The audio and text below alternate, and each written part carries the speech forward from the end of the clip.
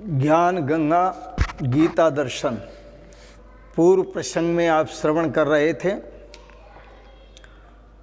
ब्राह्मण का स्वाभाविक कर्म, फिर श्रवण किया क्षत्रिय का स्वाभाविक कर्म, फिर आपने कल के प्रसंग में श्रवण किया वैश्य का स्वाभाविक कर्म और शूद्र का स्वाभाविक कर्म।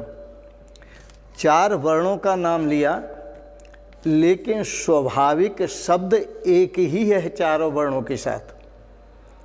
आज के प्रसंग में आप श्रवण करेंगे अपने अपने वर्ण और धर्म के पालन से परम सिद्धि की प्राप्ति एवं उस परम सिद्धि को प्राप्त करने की विधि। स्वय स्वय कर्मण्यभिरतः संसिद्धिं लभते नराः स्वकर्म निरतः सिद्धिं यथा विन्दति तच्छृणु। भगवान श्री कृष्ण कहते हैं अर्जुन, स्वय स्वय कर्मण्यभिरतः, अपने अपने स्वाभाविक कर्मों में तत्परता से लगा हुआ हर साधक, चाहे वह ब्राह्मण वर्ग का है, क्षत्रिय वर्ग का है और वैश्य वर्ग का है या शूद्र वर्ग का है, स्वयं स्वयं अपने अपने कर्म में लगा हुआ। अब यहाँ स्वयं स्वयं शब्द बहुत कीमत रखता है। स्वयं सप्तम्याम एक वचन है। अपने कर्म में, हमारा कर्म क्या है? स्वरूप की प्राप्ति। तो अपने अपने स्वरूप की प्राप्ति में लगे हुए साधनशील साधक अपने अपने स्वाभाविक कर्मों में तत्परता से लगा हुआ मनुष्य संसिद्धिं लभते, भगवत प्राप्ति रूप परम सिद्धि को प्राप्त होते हैं। स्वकर्म निरतः, अपने स्वाभाविक कर्म में लगा हुआ मनुष्य जिस प्रकार से कर्म करके संसिद्धिं विन्दति, परम सिद्धि को प्राप्त होता है, तत् उस विधि को मेरे से श्रृणु, अर्जुन श्रवण करो।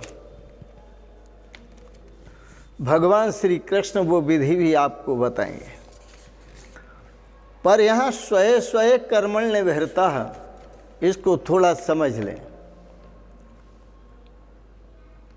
अपने अपने स्वभाव में पाई जाने वाली योग्यता,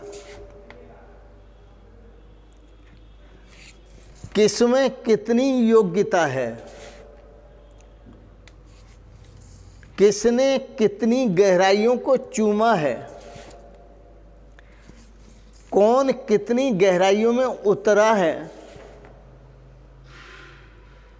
तो अपने अपने स्वभाव में पाई जाने वाली योग्यता के अनुसार कर्म में लगा हुआ मनुष्य, क्योंकि हर व्यक्ति की, हर मनुष्य की सोच अलग होती है, हर मनुष्य की विचारधारा अलग होती है।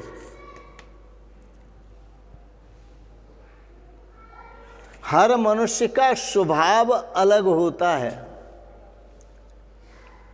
तो अपने अपने स्वभाव की योग्यता के अनुसार कर्म में लगा हुआ मनुष्य संसिद्धिं लभते, परम सिद्धि, परमात्मा भगवत प्राप्ति रूप परम सिद्धि को प्राप्त होता है। लेकिन स्वयं स्वयं कर्मण्यभिरतः, जो अपना कर्म है उसमें लगा हुआ, दूसरे कर्म में नहीं। जो अपना कर्म है, अपना कर्म क्या है? अपना कर्म स्वतः सिद्ध है, हमें सिद्ध करने की जरूरत नहीं। और उसके लिए पूछना ही चाहते हैं तो अपना कर्म क्या है? अपना स्वकर्म वह है जो शास्त्र निर्धारित कर्म है, जिसको भगवान श्री कृष्ण पहले नियत कर्म कह करके आए हैं, जो नियत कर्म है। और नियत कर्म क्या है? भगवत तत्व की प्राप्ति। निश्चित कर्म क्या है? परमात्मा स्वरूप की प्राप्ति। नियत कर्म क्या है? परम सिद्धि की उपलब्धि। इसलिए संसिद्धिम, भगवत प्राप्ति रूप संसिद्धि को प्राप्त होगा जो अपने अपने स्वकर्म में, चाहे जहाँ भी है, जिस अवस्था में भी है, जिस वर्ण में है, जिस आश्रम में है, जिस उम्र में है, इससे कोई प्रयोजन नहीं है, लेकिन उसकी योग्यता है। और योग्यता क्या है उसकी? एक तो योग्यता है उसकी स्वाभाविक अति उत्तम योग्यता, दूसरी योग्यता है उत्तम योग्यता, तीसरी योग्यता है मध्यम योग्यता, और चौथी योग्यता है निकृष्ट योग्यता, अधम योग्यता। मेरी बात को ऐसे समझें, जिसके पास अति उत्तम योग्यता होती है वो चने की तरह होते हैं। किसान जब खेती करता है, चने को बोता है, तो उसमें सिर्फ एक पानी देता है और चना पक करके तैयार हो जाता है। अति उत्तम अवस्था वाले साधक, गुरुजन उन साधकों को एक बार बता देते हैं साधना का लक्ष्य, कि किस तरह से साधना करनी है, किस तरह से अपना लक्ष्य प्राप्त करना है, किस तरह से परम सिद्धि को हम उपलब्ध होते हैं। तो जैसे सतगुरुदेव भगवान एक बार बता देते हैं तो वो एक बार में ही अपने स्वरूप में स्थित हो जाता है। जैसे चने की खेती एक पानी देने पर ही पक के तैयार होती है। दूसरा नंबर आता है जौ की खेती का। जौ की खेती करते हैं तो उसमें 2 बार पानी देना पड़ता है। तो पहले थे अति उत्तम साधक और दूसरे हैं उत्तम साधक। ये उत्तम साधक हैं, एक बार में नहीं समझते, इनको 2 बार बताना पड़ता है, दोबारा बताना पड़ता है। जैसे जौ में 2 बार पानी देना पड़ता है तब पक करके तैयार होता है, ऐसे ही ये दूसरे नंबर के जो साधक हैं, उत्तम साधक, उनको 2 बार बताना पड़ता है और वो अपने स्वरूप की स्थिति परम सिद्धि को प्राप्त होते हैं। परमात्मा प्राप्ति रूप परम सिद्धि को प्राप्त होते हैं। अगले हैं तीसरी श्रेणी के। वो कैसे हैं? वो गेहूं जैसे हैं। गेहूं को किसान बोता है खेत में, उसमें कम से कम 3 पानी लगाता है और 3 पानी देने पर वह खेत का जो गेहूं है पक करके तैयार हो जाता है।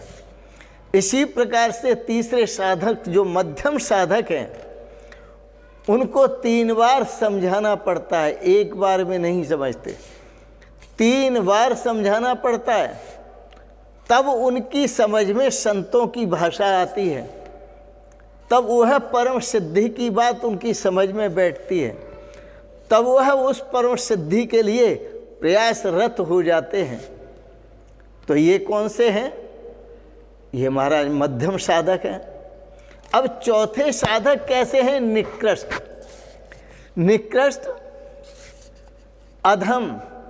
महाराज जी आपने इनको अधम क्यों कह दिया? अधम का मतलब नीच नहीं, अधम का मतलब चौथी श्रेणी के। यह उनकी अवस्थाओं की श्रेणी है, चौथी श्रेणी के साधक हैं। और जो चौथी श्रेणी के साधक हैं वो कैसे हैं? वो हैं धान की तरह। किसान धान को बो देता है और थोड़ा उगा धान, फिर उसमें पानी देता है। आप जानते हैं कितना पानी देता है? आप पता कर सकते हैं कि कितने पानी देने में धान पक जाता है। किसान से पूछा किसी ने कि धान कितने, चावल जो पकते हैं, धान पकते हैं, वो कितने पानी में पकते हैं। धान की जो फसल है कितने पानी लगाने पड़ते हैं। किसान बोला भैया ये मत पूछो कितने पानी लगाने पड़ते हैं, उसमें तो पानी भरे रहो। यदि पानी भरते ही रहोगे और उसमें भरा रहेगा तब वो पक करके तैयार होंगे। इसी प्रकार जो अल्पज्ञ पुरुष हैं, चौथी श्रेणी के जो अल्पज्ञ पुरुष हैं, उनको ज्ञान सुनाते रहो। ये मत पूछो कि उन्हें ज्ञान हुआ या नहीं हुआ, ये मत पूछो कि उन्हें कितने बार बताने में ज्ञान हो जाएगा, कितने बार समझाने में ज्ञान हो जाएगा, ये मत पूछो। बस उन्हें समझाते रहो, सुनाते रहो, समझाते रहो। यही तो चल रहा है। सुनाने वाले सुनाते रहते हैं, समझाने वाले समझाते रहते हैं, और समझने वाले समझते रहते हैं, सुनने वाले सुनते रहते हैं। लेकिन जो तथ्य है, बात तो उस तथ्य की है, जो परम सिद्धि है, बात तो उस परम सिद्धि की है। और परमात्मा प्राप्ति रूप परम सिद्धि, उसको प्राप्त करना, तो वह प्राप्त होगा। ये 4 सीढ़ियां हैं आपको बताई। एक अति उत्तम सीढ़ी है, दूसरी उत्तम सीढ़ी है, तीसरी मध्यम सीढ़ी है, और चौथी अधम सीढ़ी है। ये 4 सीढ़ियां हैं। ये कोई ब्राह्मण, क्षत्रिय, वैश्य, शूद्र, ये वर्ग नहीं है, वर्ण नहीं है, ये 4 श्रेणियां हैं। तो इन 4 श्रेणियों पर, ये चारों श्रेणियां जो पहुंचती हैं, वो कहाँ पहुंचती हैं अंतिम में? जो नियत कर्म है, शास्त्र विहित कर्म है। और वो नियत कर्म क्या है? स्वरूप चिंतन। नियत कर्म क्या है? भगवान श्री कृष्ण के स्वरूप की प्राप्ति। नियत क्या है? परम सिद्धि की प्राप्ति। नियत क्या है? अपने स्वभाव की प्राप्ति। स्वभाव, स्वम आत्मानम, अपने आत्म भाव की प्राप्ति, अपने आत्म स्वरूप की प्राप्ति। और ये आत्म स्वरूप की प्राप्ति ही परम सिद्धि है, क्योंकि आत्मा और परमात्मा 2 नहीं है, एक ही है। तो परम सिद्धि को प्राप्त करने का एक ही रास्ता है। वह रास्ता है स्वभाव में जैसी योग्यता, और जैसी योग्यता है वहीं से लगे। स्वभाव में जैसी योग्यता है वहीं से प्रारंभ कर दे भगवान की भक्ति, वहीं से प्रभु का चिंतन प्रारंभ कर दे, भगवान का भजन प्रारंभ कर दे, वहीं से आत्मा और परमात्मा को जानने की कोशिश प्रारंभ कर दे। चाहे वह अति उत्तम अवस्था में है, चाहे उत्तम अवस्था में है, चाहे मध्यम अवस्था में है, और चाहे अधम अवस्था में है, चौथी श्रेणी की अवस्था में है। वो वहीं से यह जो स्वाभाविक स्वतत्व को साधने का कर्म है प्रारंभ कर दे।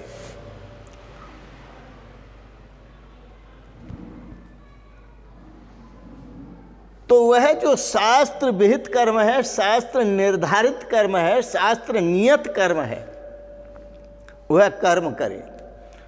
और स्वय स्वय कर्मण्य निवर्तते, इसलिए तो भगवान श्री कृष्ण ने कहा अपने अपने कर्म में लगे हुए, स्वय स्वय, अपने अपने जिस शरीर में भी आप वहीं अपने आत्म स्वरूप की प्राप्ति में लगे हुए, स्वय स्वय कर्मण्य निवर्तते। तो स्वय स्वय कर्म करने की जो क्षमता है उसके अनुसार कर्म में लगा हुआ मनुष्य परम सिद्धि को प्राप्त होता है।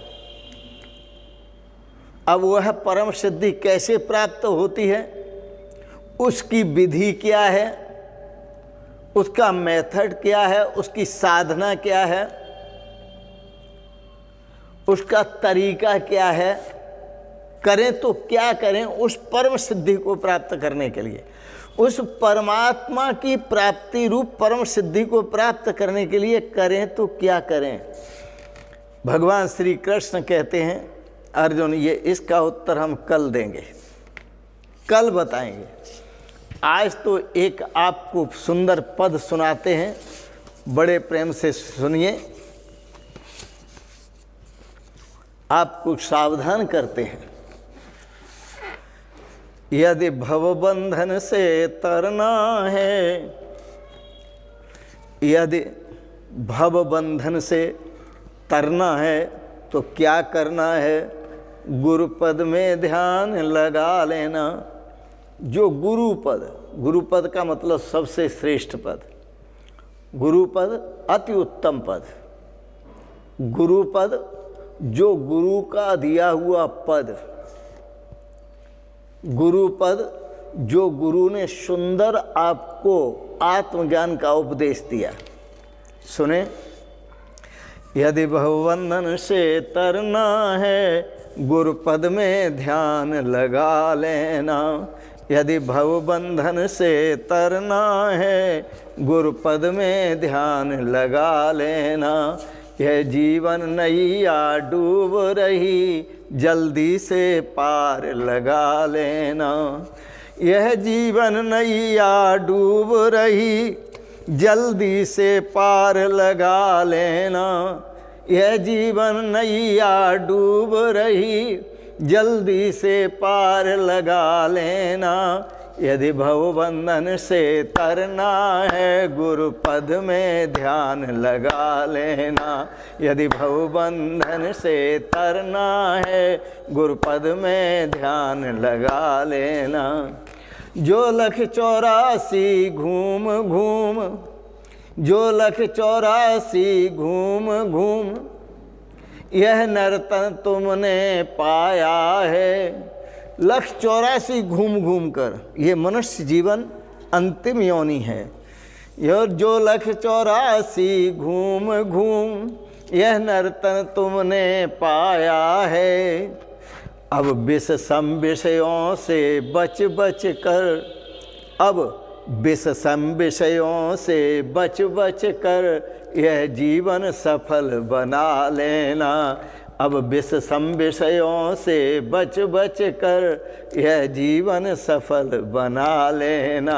यदि भवबंधन से तरना है गुरुपद में ध्यान लगा लेना। यदि भवबंधन से तरना है गुरुपद में ध्यान लगा लेना। अब तन धन कुटुंब अभिमान छोड़, अब तन धन कुटुंब अभिमान छोड़ यह संगन तेरे जाएंगे, यह संगन तेरे जाएंगे, यह संगन तेरे जाएंगे। जब काल की कुड़की हो बैगी, जब काल की कुड़की हो बैगी तब अपना सामान बचा लेना। जब काल की कुड़की हो बैगी, अरे किस में फंसे हुए हैं, हैं? तन धन कुटुंब हैं, उसका अभिमान करते, इसमें आसक्ति करते हैं। लेकिन याद रखना जब काल आएगा, मौत आएगी तो ये सामान सब बचा लेना तुम। अरे अपने को ही बचा लेना, यही बहुत मुश्किल होगा। तन धन कुटुंब अभिमान छोड़, इसलिए संत महापुरुष आपको संबोधित करते हैं। तन धन कुटुंब अभिमान छोड़ यह संगन तेरे जाएंगे, यह संगन तेरे जाएंगे, यह संगन तेरे जाएंगे। जब काल की कुड़की हो बैगी अपना सामान बचा लेना। जब काल की कुड़की हो बैगी तब अपना सामान बचा लेना। यदि भवबंधन से तरना है गुरुपद में ध्यान लगा लेना। यदि भवबंधन से तरना है गुरुपद में ध्यान लगा लेना। अब मिथ्या छल कपट दंभ तज कर, बहुत कर लिए, छल कपट दंभ पाखंड बहुत रच लिए। अब मिथ्या छल कपट दंभ तज कर, गुरु सेवा में लगन लगा लेना, गुरु सेवा में लगन लगा लेना, गुरु सेवा में लगन लगा लेना।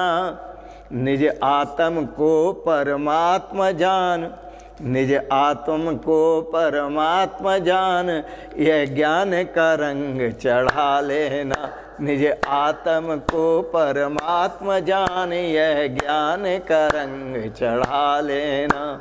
यह ज्ञान का रंग चढ़ा लेना, यह ज्ञान का रंग चढ़ा लेना। निज आत्म को परमात्मा जान, निज ज्ञान का रंग चढ़ा लेना।